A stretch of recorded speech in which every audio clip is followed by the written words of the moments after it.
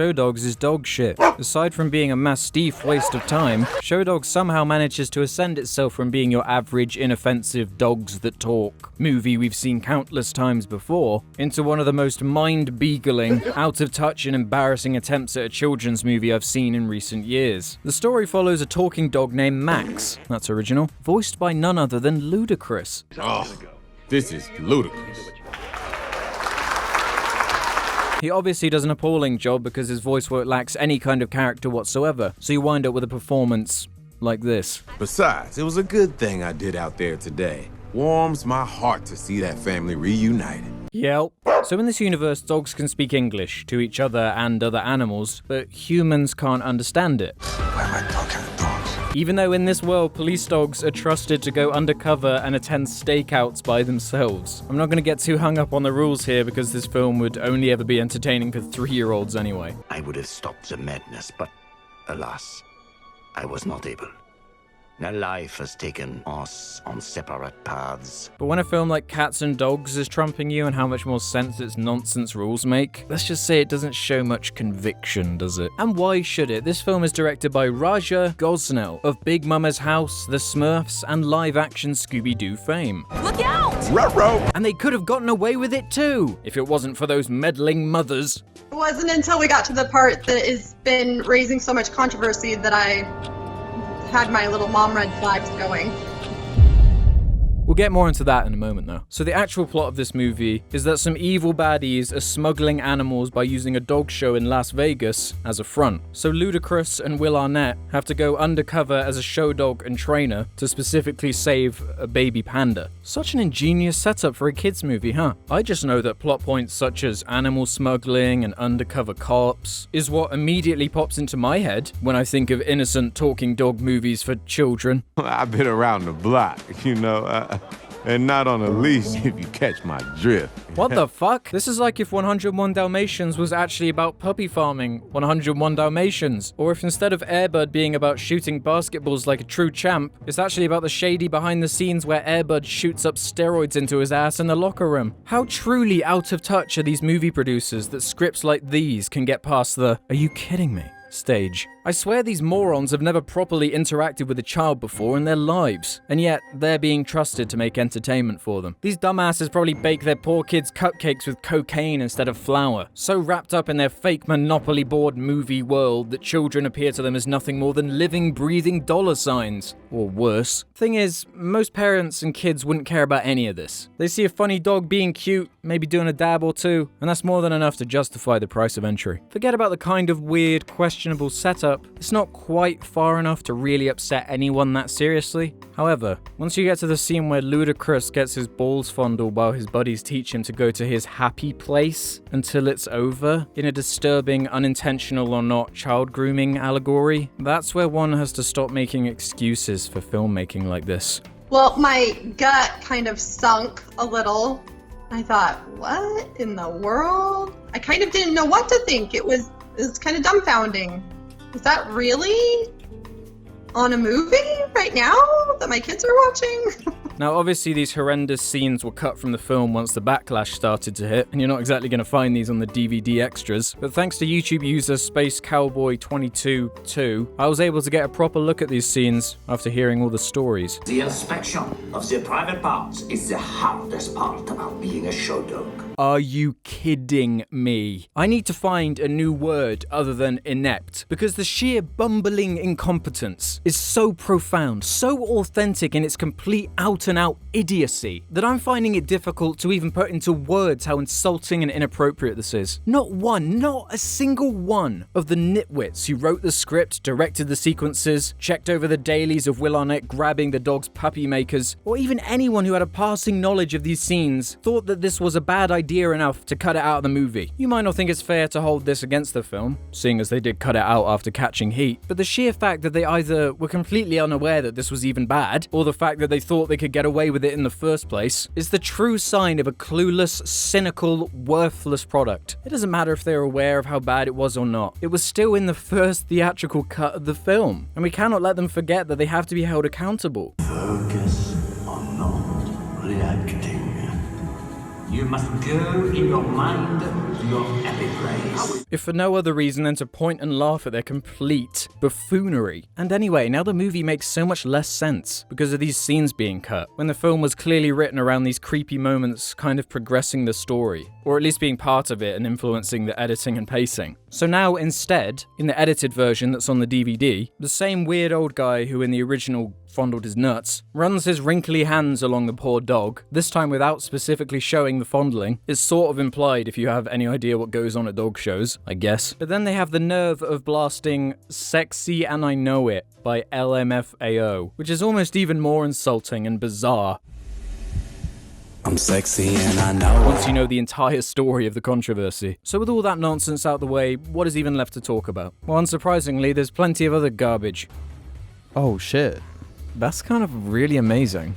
How did they get the dog to do that? I was just about to ask the same thing. Let's just compare the tone of two completely random different scenes from the film. He always works alone. Oh, my bad. Sorry I'm late. So this is the kind of thing you'd expect to see in a dumb film like this. But then compare that with a scene like this.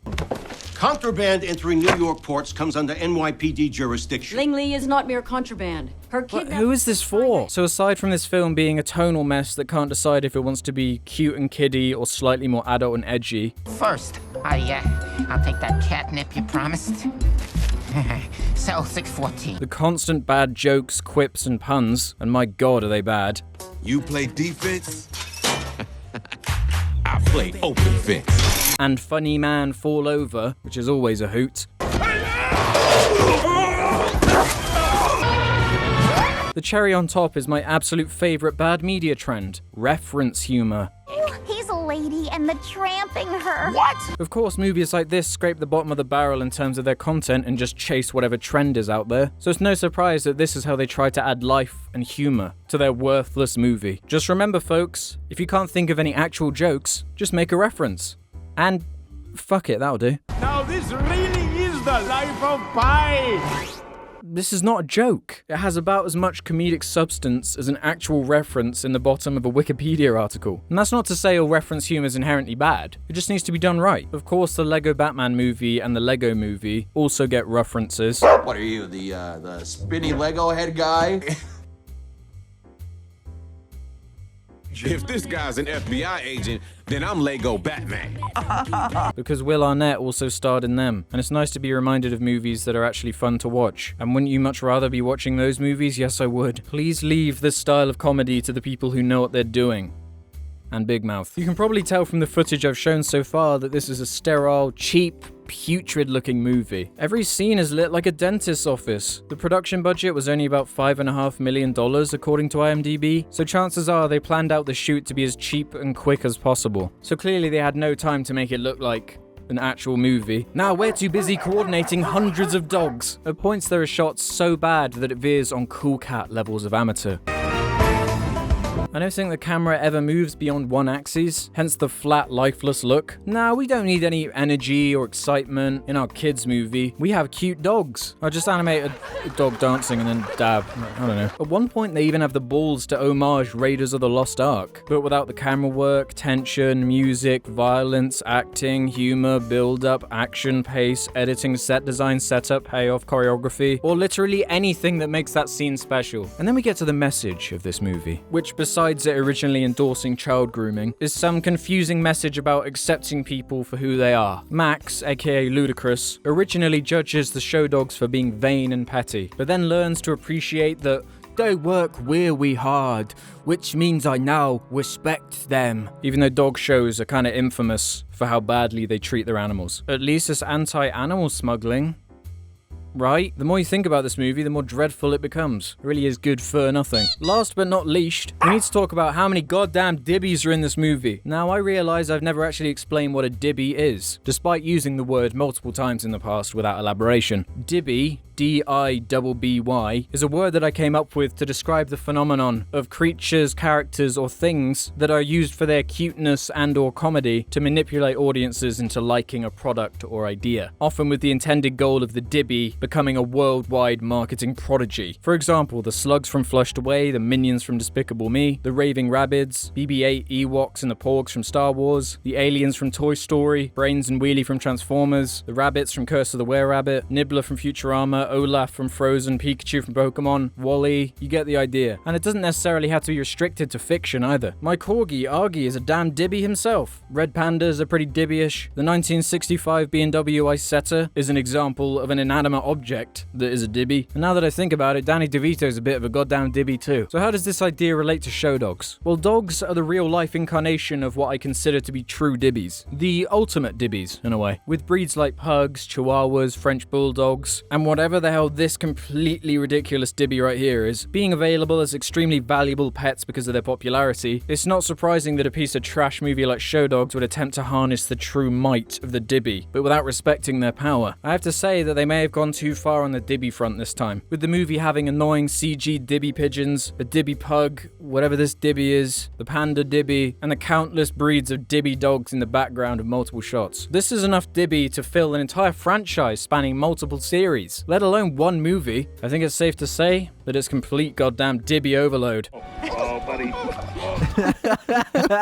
Show Dogs is a rare breed of bad movie, with not one element, aside from the mere act of featuring so many cute dogs, being of any semblance of quality. Tell me why a movie as lazy and cynical as this deserves anyone's attention, other than to point and laugh at how pathetic it is, when we live in a world where we are so spoiled that we can see endless pictures and videos of the cutest dogs in existence for free, whenever we want. These moronic movies barely had a place back when they were popular in the early noughties, let alone in 2018. Then add on top the hilariously out of touch and inappropriate subject matter and the controversy surrounding it, and I have to say it's just kind of immensely embarrassing, really. Everyone can appreciate a cute dog. They are so ubiquitous at this point that we don't even question the fact that they're plastered on the paper we literally wipe our asses with. I suppose this movie can be funny at times because of how terrible it is.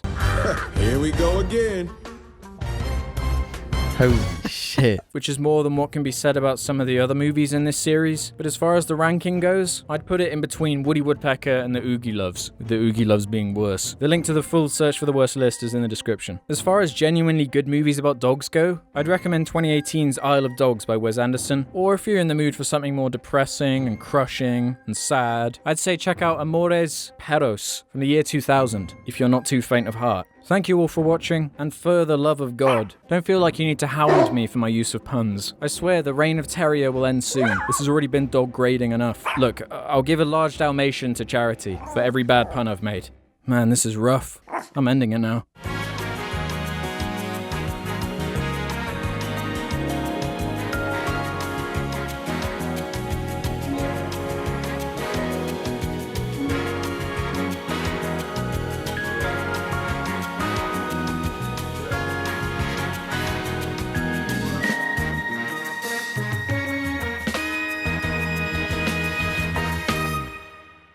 Here we go again.